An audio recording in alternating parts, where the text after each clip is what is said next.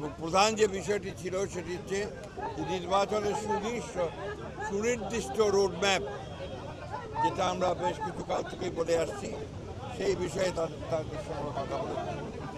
আমরা বলেছি যে বর্তমানে রাজনৈতিক যে পরিস্থিতি আছে এবং দেশের যে অবস্থা, তাতে করে আমরা বিশ্বাস করি এখানে অতি দ্রুত একটি গ্রহণযোগ্য নির্বাচনের মধ্যে এই সমস্যাগুলোর সমাধান করতে হবে।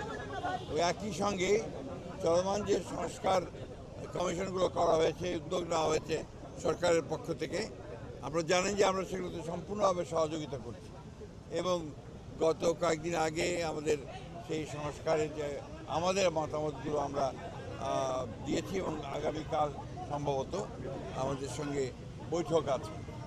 আমরা খুব স্পষ্ট করে বলেছি যে যে বিষয়গুলো তো ঐকমত্য হবেই সব দলগুলোর, সমস্ত দলগুলোর, সেগুলো নিয়ে আমরা একটা চার্টার করতে রাজি আছি। আপনার